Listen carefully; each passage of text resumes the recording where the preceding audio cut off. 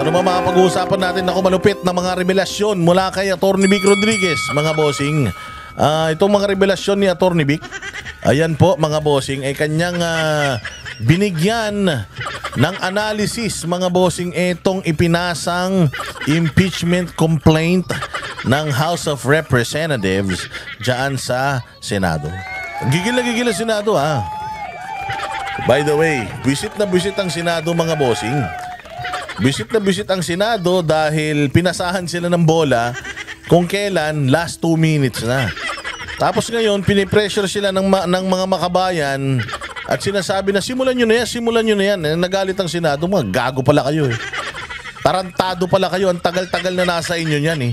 Ipapasa nyo sa amin last minute tas gusto nyo magtrabaho kami, putangin na nyo. Tagal-tagal na nasa inyo yan, di nyo nga tinrabaho yan, mga hayop kayo. So nagkakaroon ngayon ng kiskisan. Nagkakaroon ng kiskisan, mga bossing, etong mga kongresista at saka mga senador. Siyempre, mga boss, nasira kasi yung pangalan noong 200 mahigit eh.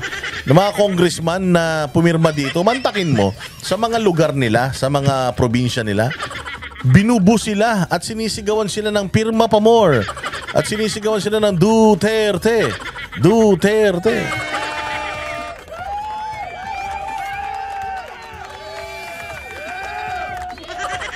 Diba? Pantakin mo yan.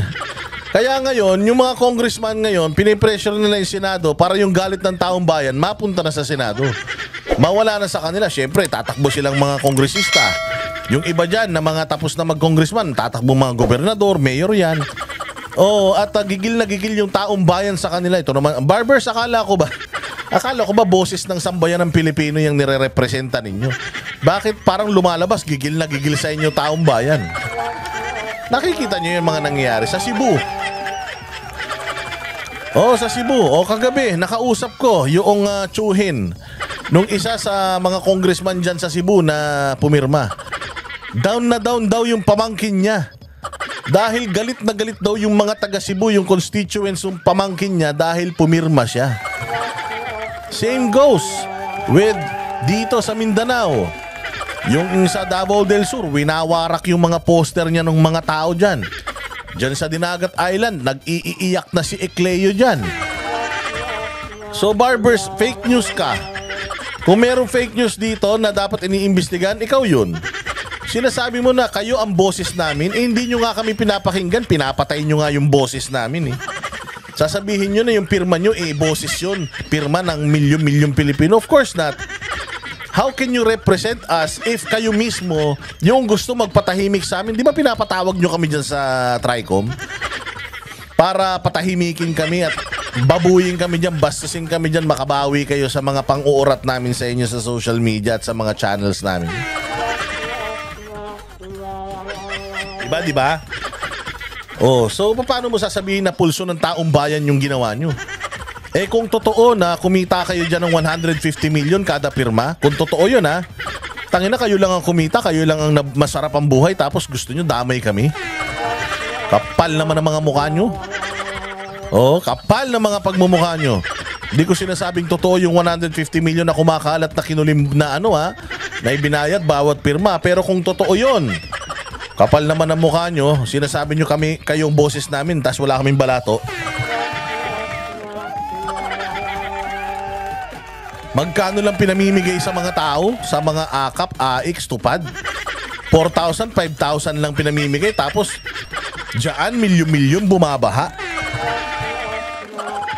Nasaan ang hustisya? Nagbayad ka ng buwis. Konti dun sa buwis na yun, napunta sa tao, karamihan, pumunta sa kanila. Nasaan ang hustisya dyan? So dito mga bossing, mainit na tinuligsa ni Atty. Vic Rodriguez itong impeachment complaint na inilipat sa Senado. Dahil alam naman natin na ito ay diversionary tactic lamang para mapagtakpan ang totoong problema ng Pilipinas, which is yung kabulastugan dyan sa BICAM report. Yun talaga yun. Wala nang iba. Kaya nila minadali yan. Mantakin mo articles of impeachment nila, palpak. Saan ka makakita ng kasama sa articles of impeachment yung hindi tamang deklarasyon ng salin ni BP Sara? Tapos nang hihingi sila ngayon sa impeachment court na isubpina yung mga bank accounts ni Inday Sara para mapatunayan na yung salin niya hindi tama or akma sa kanyang mga sa kanyang idineklara. Saan ka makakita ng ganyan? Kadalasan mga bossing, kadalasan po kapag ikaw ay nag-akusa, the burden of proof and the burden of the truth nasa iyo. Ikaw ang dapat magpipresenta noong mga ebidensya, kaya ka nga nag-aakusa kasi may ebidensya ka. Tapos wala kayong ebidensya na hindi akma yung salin ni BP Sara sa aktwal na yaman niya. Kaya nang hihingi kayo ng subpina or pinapasubpina ninyo sa Senado. Anong klase yan? So sinabi ko na magnanakaw ka. Tapos hindi ko naman talaga alam na may ninakaw ka. Basta lang magnanakaw ka. Pwede ba yun? Inaakusahan nyo na yung tao na siya ay mandarambong pero wala pala kayong ebidensya. Ano yung sinasabi nito ni Sendenya ba yun? Sendenya na magsampalan daw ng ebidensya. Wala nga kayong ebidensya eh. Sendenya, anong ebidensya ang isasampal mo? Yung mga gawa-gawa yung mga resibo dyan sa komite ni Chua? Paano kayo mananampal ng ebidensya kung nanghihingi pa lang kayo ng ebidensya sa impeachment court? Kung ako impeachment court mga bossing, hindi ako papayag na putya uutusan nyo pa kami. Ang tagal-tagal nyo nang hinihiring yan, wala pala kayong ebidensya. Tapos ngayon, ipapasa nyo sa amin, kami maghahanap ng ebidensya para sa inyo. Korte kami. Kung ano yung ebidensya na hawak nyo, doon kami magbabase. Bakit pa kailangan ipasubpina yung mga ganito, yung mga ganyan? Unang-una sa lahat, dapat nakapag-secured na kayo ng mga ebidensya na yan bago kayo nag-aakusa. Kaya pakinggan natin dito mga boss. Pakinggan natin ng maigi itong mga sasabihin ni Vic Rodriguez. According to him, scrap of paper. Basura, tissue paper na may ebak. Mga tissue paper na may sipon. Ito daw impeachment kay BP Sara ay walang silbi, walang kwenta. Again na si Vic Rodriguez po ay kingmaker. Yan dahil dyan, presidente si Bongbong Marcos ngayon. Malaki ang utak niyan. Dahil kay Vic Rodriguez, hindi na-expose yung kabubuhan ni Bongbong. Dahil sa talino ni Vic, yung kabubuhan ni Bongbong hindi lumabas. Itinago ni Vic Rodriguez yan. Hindi niya pina-attend ng mga debate.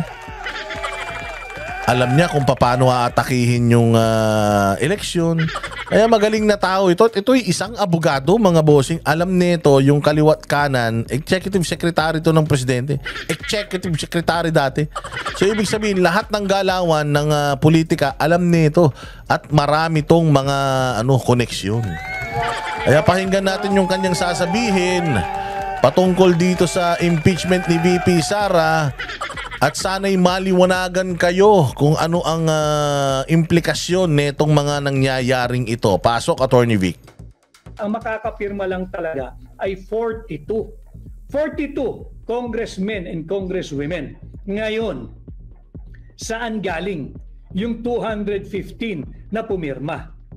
Binasa ba nila? Kinakailangan iyong binasa yung complaint na pinirmahan mo. Itong impeachment laban kay Vice President Inday Sara Duterte ay may tuturing na isang mere scrap of paper. Wala po ito. Ito'y isang parang tissue paper na diretsyo sa basura. Imaginin ho ninyo, there are only 60 minutes in 1 hour. Lagay po ninyo yung 32 pages na verified impeachment complaint ay binasa, assuming binasa talaga ng bawat isang mambabatas ng 10 minutes each. Kasi babasahin mo At pag binasa mo, kinakailangan iniintindi mo yung aligasyon sapagkat seryosong usapin ito. You are trying to rob the Filipino people of a lawfully, democratically, legally, and constitutionally elected Vice President. Ay, tama yun. Napakaganda rin sinabi ni Attorney Vic na yun. Because si VP Sara, parehas din naman ni Bongbong Marcos na ibinoto ng taong bayan yan. Therefore, hindi yan sila dapat inaalis ng ganun-ganun na lang. You can always ask for her resignation. You can always tell her that you're not happy with her performance. Pero hindi dapat siya basta-basta na lang tinatanggal using itong mga proseso na ito, i-weaponize mo ito para sa kalaban mo sa politika. Maling-mali po yun.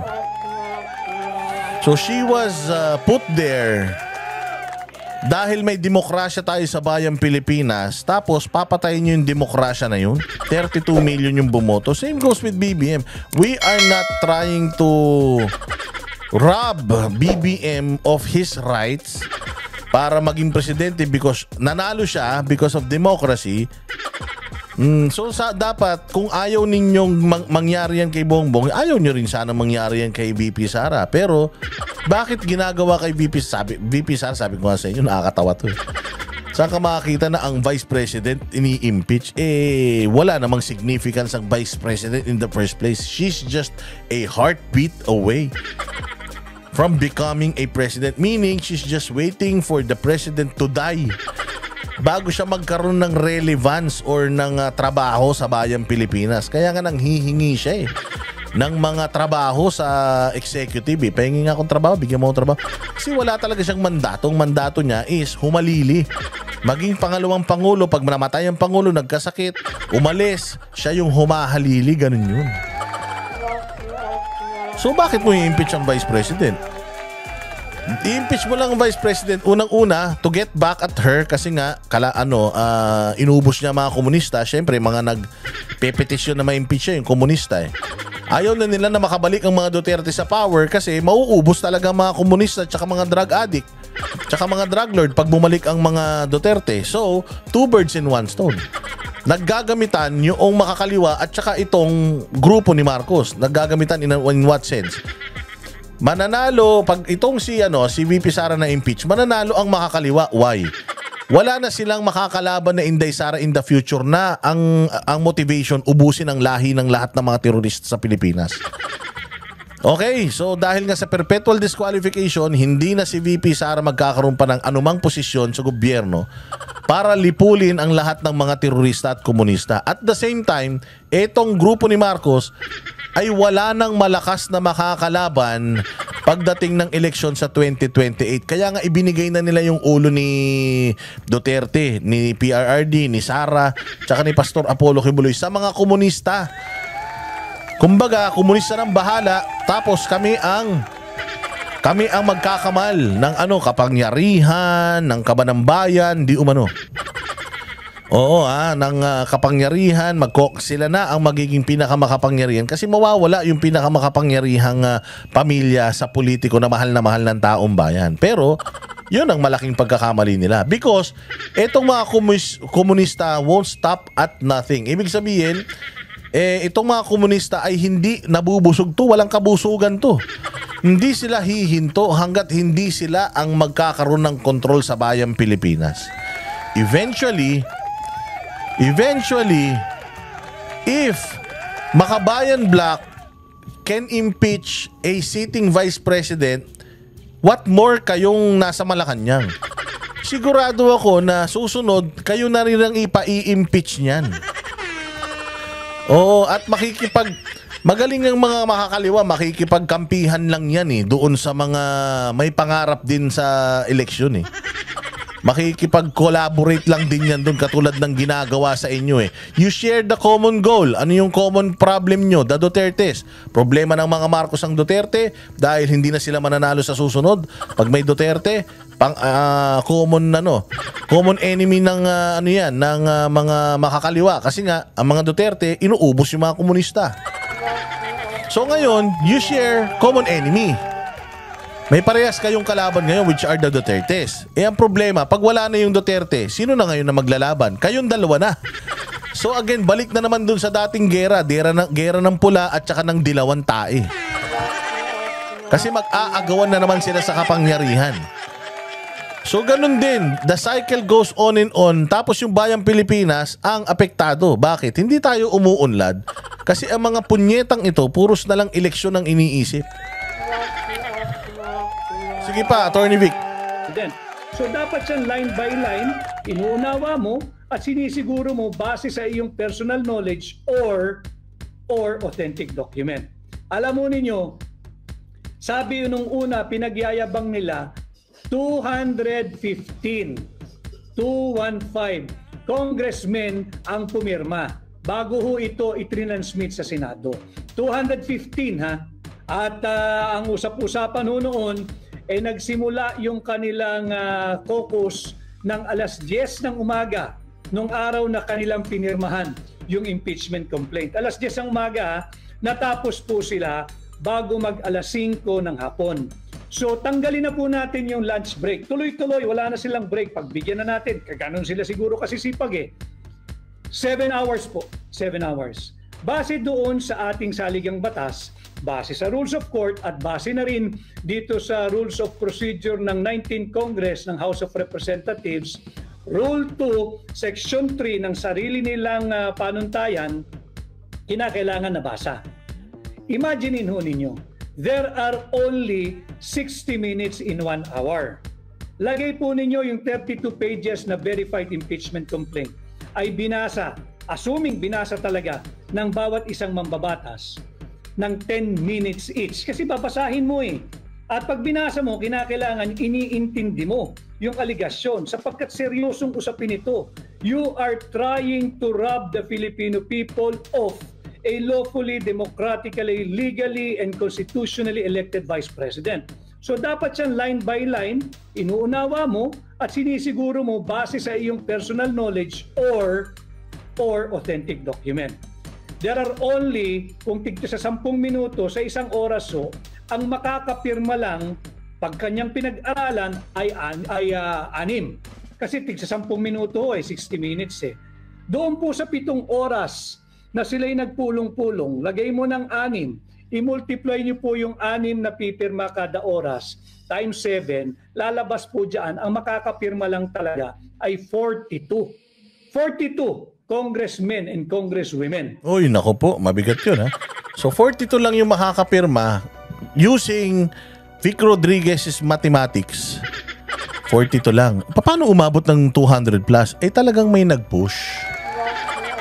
At merong motivation yan. You cannot just push it.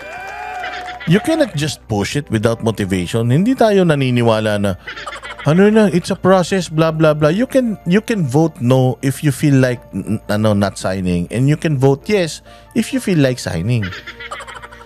So considering the yung urgency of time, ito lang yung makakapirma. Paano sila nakapag-garner ng ganung karaming pirma? Yun ang sinasabi dito ni Attorney Vic Rodriguez. Ibig sabihin, etong mga pumirma na iba rito, talagang napilitan na lang or merong inalok sa kanila na napaka-importanting bagay. Merong idinanggel sa harap nila na isang bagay na talaga namang of big value sa kanila para kahit hindi nila basahin yung petisyon, pumirma na lang sila. Which is, according to Vic Rodriguez, against the law. If you're gonna use mathematics, you can only get 46 signatures. But you got more than that. How? Oh, yun na nga. Diyan na nga yun. Sabi nga, dito na mangyayari yung pushing the envelope. Dito na mangyayari yung pushing the right buttons. Pressing the right buttons. Dito na mangyayari yun. Siyempre, dyan na ngayon lalabas yung what's in it for me. Oh, I cannot read it eh. Can I sign it tomorrow? I'll read it muna. Wag na. Bilisan na natin. Magsasara na eh. Ha? Minamadali mo ako. Hindi ko nababasahin to. Okay na yan. Hindi pwede yung baka sumabit ako dyan. Eto, sa'yo. Ay talaga. O sige, pirma na ako. Yun. And kapag ka napatunayan talaga na nagkaroon ng mga alukan nagkaroon ng mga malulupit na alukan dyan, ibig sabihin talaga, unconstitutional itong ginawa nila or weaponization talaga itong ginawa nila na impeachment para lang mawala yung kanilang kalaban sa politika sa 2028. Sige, diretso. Ngayon, saan galing yung 215 na pumirma? Binasa ba nila? Naintindihan ba nila? Base ba ito sa kanilang personal knowledge or base ba ito sa authentic document? Pahabain po natin. Lagay na lang natin, marunong po silang lahat mag-speed read. Talagang mabibilis magbasa at talagang matatalino na intindihan nila yung aligasyon na kanilang ibinibintang at ipinupukol sa ating pangalawang Pangulo at dahil sa kagustuhan nilang nakawin ang posisyon ng pangalawang Pangulo, minadali nila.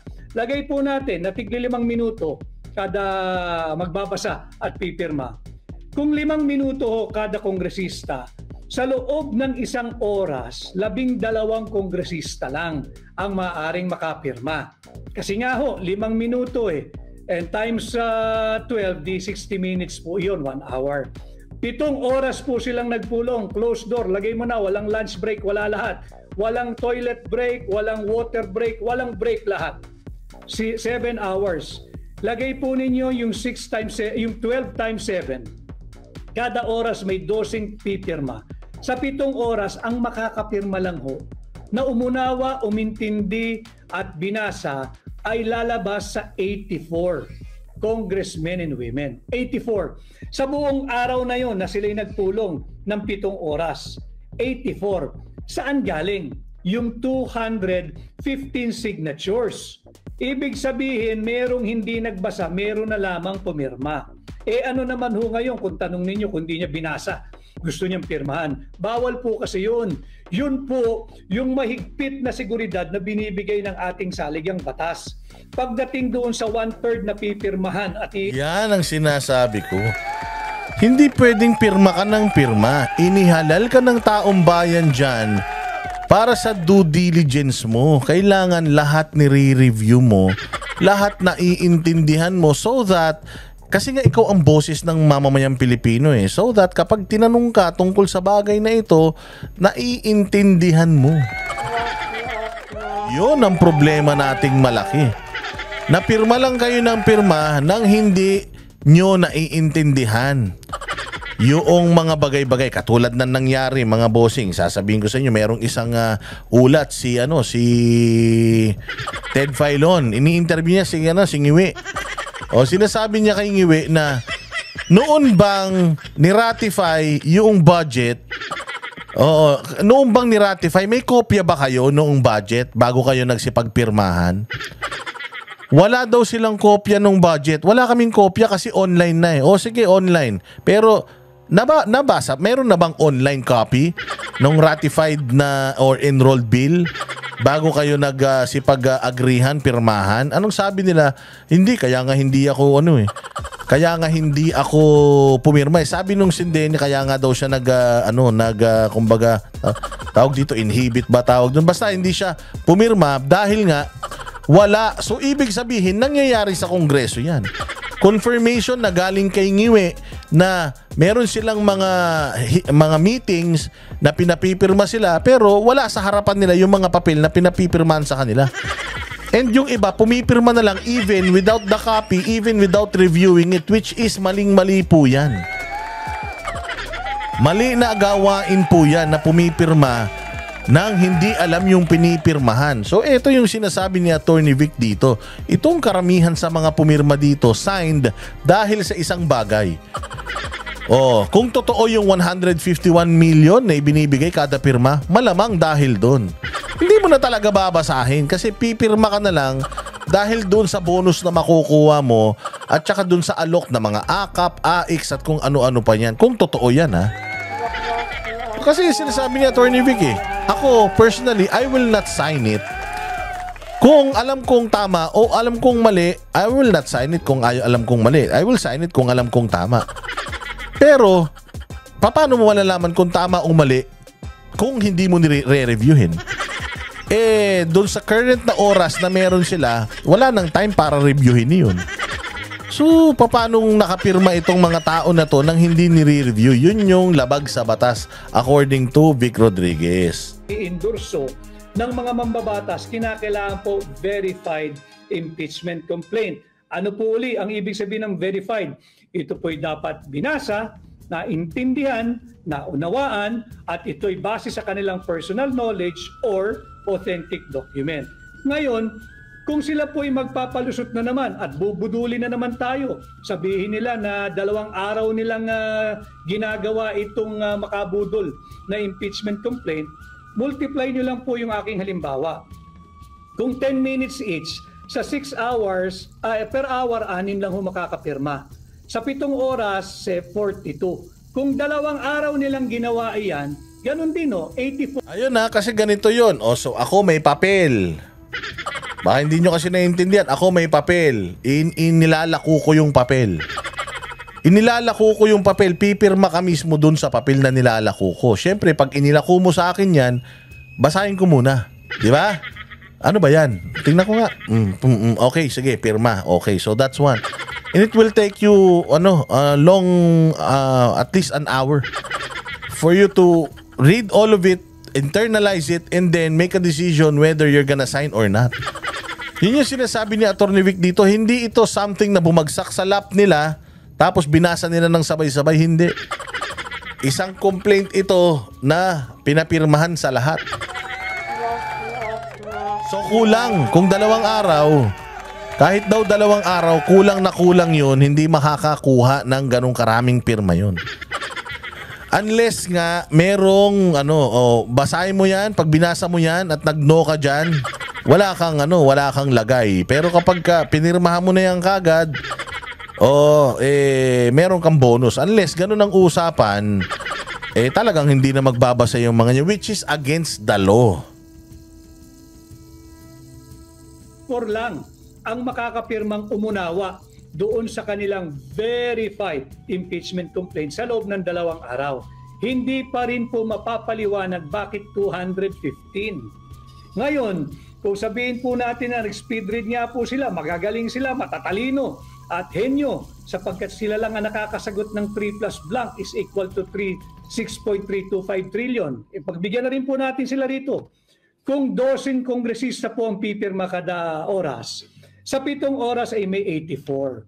Kung 2 araw nilang trinabaho yan, 168 congressmen lamang po ang makakapirma. Sa 2 araw na yan, 168. Saan galing? Yung 215 congressmen. Paano nakapirma? Yung 215 congressmen doon sa impeachment complaint. Kung imposible na makapirma ang 215 sa 2 araw, higit pong imposible na makapirma yung 215 sa loob ng 1 araw, sa loob ng 7 oras na wala na pong break.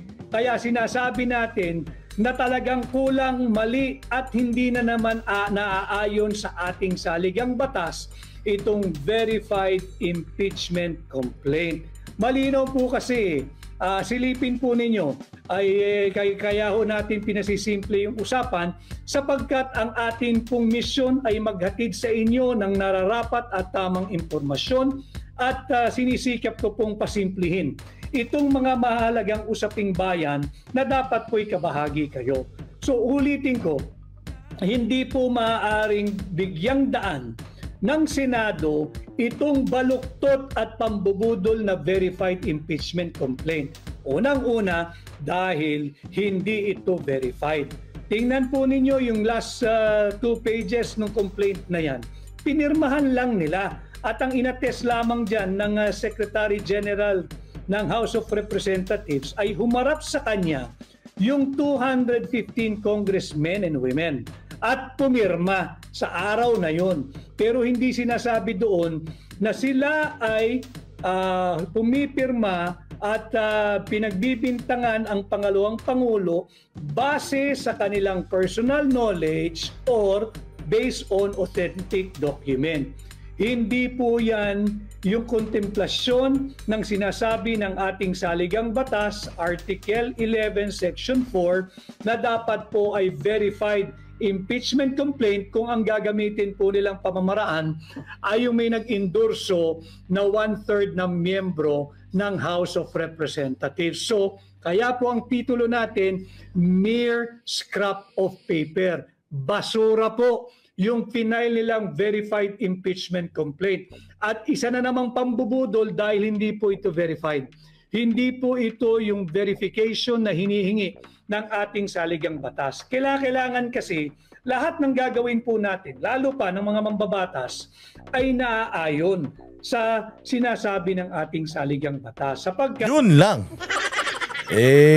Kita-kita naman natin yung thread. Lahat naman ng ginagawa nila, hindi naman ayon sa batas. O hindi ba lahat naman puros kabulastugan at lahat naman puro sila na nasusunod. Kaya nga sabi ko, para na tayong komunista eh. Meron tayong batas na nandiyan dyan in place para i-utilize, pero iba ginagawa nila. Hindi akma doon sa mga batas na dapat na sinusunod nila. O yun ang problema nating malaki, Attorney Vic. Pero napakaganda nitong sinasabi ni Attorney Vic dito, kung inyong iintindihin lang ha. We are using mathematics and we are using Senator to be Vic Rodriguez's law. According to him, this is a scrap of paper. Walang kwenta ito kasi hindi sumunod sa batas, hindi sumunod sa proseso, basta na lang nangalap ng mga pirma tapos para masira si VP Sara at dinala sa Senate. And I know and I hope that Senate will look into this, will see this, and will somehow scrap this. Sana ay talagang maibasura ito dahil basura naman pala talaga ito. That is according to Attorney Vic Rodriguez. This impeachment is a scrap of paper, hindi to lawful. At ito po ay may layong sirain ang demokrasya ng Pilipinas dahil si VP Sara ay hinihalal ng 32 milyong Pilipino na gusto lamang siyang patalsikin ng ilang mga congressman. Let's say for example 300 na congressman. Na sinasabi nila na sila daw ang boses ng Pilipino, pero iba naman yung nakikita natin na mga reaksyon ng mga totoong accounts ng mga Pilipino social media. As I have said before, inaangat natin itong usaping panlipunan at inaangat natin ang level ng ating diskurso para naman makinabang ang ordinaryong mamamayan at wag natin tularan yung babaeng mangbabata sa taga Marikina na ginagawang mangmang ang mga Pilipino. Kay Rolly Galinato, maraming salamat sir sa paliwanag. Maraming henyo sa kongreso natin. Tama Rolly. Dahil yan ang sinasabi natin. Ako, nadali pa si Kimbo. Pero ang problema natin dito, Attorney Vic, pati si Maan Teodoro pumirma. Yung kalaban ni Kimbo sa Marikina, so dalawang satanas. Yung naglalaban sa pagka-mayor sa Marikina, anong mangyari sa Marikina niyan? Marikina hindi na rin umangat. Dati sila nangunguna eh. Pero biglang nawala sila sa dati sila ang pinakamaganda, pinakamagaling, pinakamalinis, pero nawala na din. Paano, puros mga kawatan na rin yung mga namumuno dyan. Kaya ganyan na nangyayari. Naku po, maraming salamat.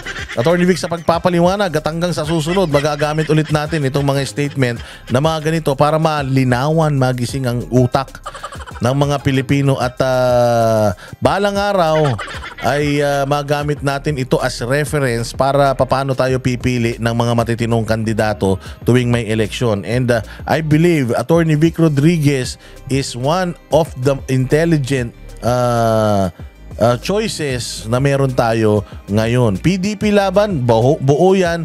Vic Rodriguez, Pastor Kibuloy, Marcoleta, Jimmy Bondok, isama natin yan. Maraming salamat mga bossing. Mabuhay kayo. Again salamat sa mga nagla-like, mga nag-share at saka mga nagsasubscribe. Mabuhay kayo. Hindi po tayo hihinto hanggat may nakikita tayong kabulastugan. Sana dumating ang panahon na tumigil na kaming mag-vlog at magreklamo. Ibig sabihin nun, matitino na ang mga nasa gobyerno natin. Nakakapagod na rin magreklamo, pero kung wala magrereklamo, wala na, gagawa na lang ng kabulastugan yung mga nasa pamahalaan. Kaya hindi tayo hinto kahit na gusto nila tayong patahimikin. Pero dahil nandiyan kayo at sumusuporta sa amin, laban lang, tatag lang para sa bayang Pilipinas. Mabuhay, and I'll see you again next vlog.